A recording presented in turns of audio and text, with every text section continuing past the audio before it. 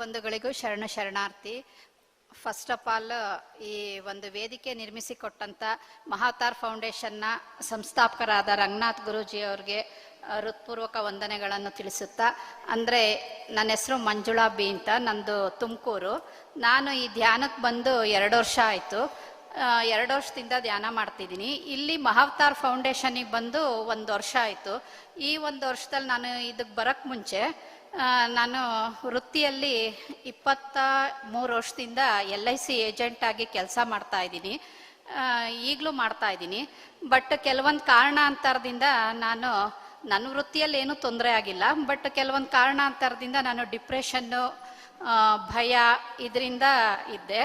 ಯಾವಾಗ ಇಲ್ಲಿಗೆ ಬಂದು ಇಲ್ಲಿ ಧ್ಯಾನ ಜ್ಞಾನ ಎರಡನ್ನೂ ಅಳವಡಿಸ್ಕೊಂಡು ಬರೀ ಧ್ಯಾನ ಮಾಡ್ತಾ ಇದ್ದೆ, ಅದರಿಂದ ಏನೂ ಪ್ರಯೋಜನ ಆಗ್ತಿರ್ಲಿಲ್ಲ. ಯಾವಾಗ ಇಲ್ಲಿಗೆ ಬಂದೆ 1 ವರ್ಷದಿಂದ ಜ್ಞಾನ, ಇಲ್ಲಿ ಕೊಡ್ತಕ್ಕಂಥ ಜ್ಞಾನ ಅಪಾರ.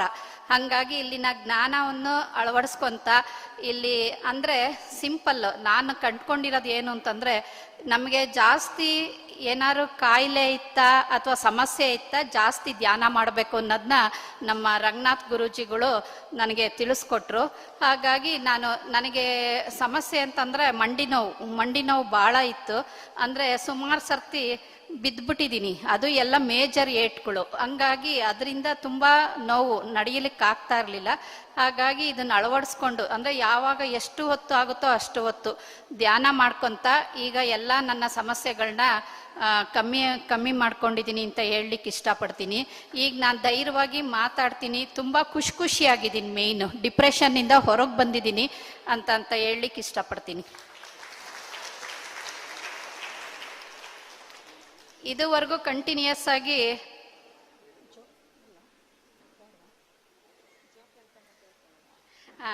ಇದುವರೆಗೂ ಎಲ್ಲರೂ ತುಂಬ ಚೆನ್ನಾಗಿ, ಅದರಲ್ಲೂ ಈ ಒಂದು ಕಾರ್ಯಕ್ರಮ ಆಯೋಜಿಸಿರೋದು ಇದು ಉತ್ತರ ಕರ್ನಾಟಕ. ಯಾಕೆಂದ್ರೆ ಅದರಲ್ಲೂ ಈಗ ಬಾಗಲಕೋಟೆ ಅಂತ ಹೇಳ್ತಾರೆ, ಅದರಲ್ಲೂ ಉತ್ತರ ಕರ್ನಾಟಕದ ಮಂದಿ ಬಹಳ ಒಳ್ಳೆಯರಿರ್ತಾರೆ ಅಂತ ಹೇಳ್ಬಿಟ್ಟು ನನ್ನ ಅನುಭವ. ಯಾಕೆಂದ್ರೆ ನಾನು ಇದುವರೆಗೂ LICಗೆ ಬರ್ತಾ ಇದ್ದೆ, ಹುಬ್ಳಿಗೆ ಬರ್ತಾ ಇದ್ದೆ, ಆಮೇಲೆ ಗುಲ್ಬರ್ಗ, ರಾಯಚೂರು, ಅಲ್ಲೆಲ್ಲ ನಾನು ಬರ್ತಾ ಇದ್ದೆ. ನನ್ಗೆ ಯಾವತ್ತೂ ಯಾವುದೇ ಸಮಸ್ಯೆ ಆಗಿಲ್ಲ. ಒಬ್ಳೆ ನಾನು ಕೆಲಸ ಮುಗಿಸ್ಕೊಂಡು ಹೋಗ್ತಾ ಇದ್ದೆ. ಹಾಗಾಗಿ ಇವತ್ತಿಲ್ಲೆಲ್ಲ ಜನಗಳು ನೋಡ್ತಾ ಇದ್ರೆ ನನಗೆ 12ನೇ ಶತಮಾನದ ಶರಣೆಯರು ಕಂಡಂಗೆ ಕಾಣ್ತಾ ಇದ್ದೀರಾ.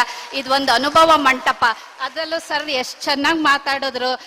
ಮಲ್ಲಿಗವಾಡ ಸರ್ ಯೋಗ ಟೀಚರು, ಆಮೇಲೆ ಇವರಿಬ್ರು, ಅಂದರೆ ಎಲ್ಲೂ ಇದರಲ್ಲಿ ಏನು ಆ್ಯಡ್ ಮಾಡಿಲ್ಲ, ಎಲ್ಲ ಟ್ರಾನ್ಸ್ಪರೆಂಟ್, ಅಂದರೆ ತುಂಬ ಚೆನ್ನಾಗಿ ಅವ್ರದ್ದೇ ಆದ ಅನುಭವ. ಹಂಗಾಗಿ ನನಗಿದೆಲ್ಲ ನೋಡ್ತಾ ಇದ್ರೆ ಭಾಳ ಖುಷಿ ಆಗ್ತಿದೆ. ಹಂಗಾಗಿ ಈಗ ನೆಕ್ಸ್ಟ್ ಬಾಗಲಕೋಟೆಗೆ ಡಿಸೆಂಬರ್ನಲ್ಲಿ ಅಂತ ಸರ್ ಹೇಳಿದ್ದಾರೆ. ಹಂಗಾಗಿ ಬಾಗಲಕೋಟೆಗೂ ಬಂದಿದ್ದೀನಿ. 3 ದಿವಸ ಇದ್ದು ಅಲ್ಲಿನ ಬಾಗಲಕೋಟೆ ಅಕ್ಕಪಕ್ಕ ಎಲ್ಲ ನೋಡ್ಕೊಂಡು ಬಂದಿದ್ವಿ. ಈಗ ಮತ್ತೆ ಬಾಗಲಕೋಟೆಗೆ ಹೋಗೋ ಅಂತ ಅವಕಾಶ ಡಿಸೆಂಬರ್ನಲ್ಲಿ ಅಂತ ಹೇಳ್ತಾ ಇದ್ದಾರೆ. ಖಂಡಿತ ಎಲ್ಲರೂ ಹೋಗೋಣ ಅಂತ ಹೇಳ್ತಾ ಈಗೊಂದು ಹಾಸ್ಯ ಚಟಾಕಿನ ನಿಮ್ಮ ಮುಂದೆ ಇಡ್ತೀನಿ. ಇದುವರೆಗೂ ಕಂಟಿನ್ಯೂಸ್ ಆಗಿ ಸ್ಪೀಚ್ ಕೇಳಿದ್ದೀರಾ. ಹಾಗಾಗಿ ಏನಿಲ್ಲ, ಹೊಸದಾಗಿ ಮದುವೆ ಆಗಿರೋರು 3 ಜನ ಒಮ್ಮೆ ಮೀಟ್ ಆಗ್ತಾರೆ. ಅವರು ತಮ್ಮ ಹೆಂಡ್ತಿದಿರು ಎಷ್ಟು ತಪ್ಪ ಇರ್ತಾರೆ ಅನ್ನೋ ಬಗ್ಗೆ ಮಾತಾಡ್ತಿರ್ತಾರೆ. ಮೊದಲನೇ ಹೇಳ್ತಾನೆ, ನಾನು ಬಸ್ಸಲ್ಲಿ ಹೋಗ್ಬೇಕಾದ್ರೆ 3 ಸೀಟಲ್ಲಿ 2.5 ಸೀಟ್ ಅವಳೇ ಕೂತಿರ್ತಾಳೆ, ಹಾಗಾಗಿ ಕಂಡಕ್ಟರು 2 ಸೀಟಿನ ಚಾರ್ಜ್ ಮಾಡ್ತಾನೆ ಅಂತ.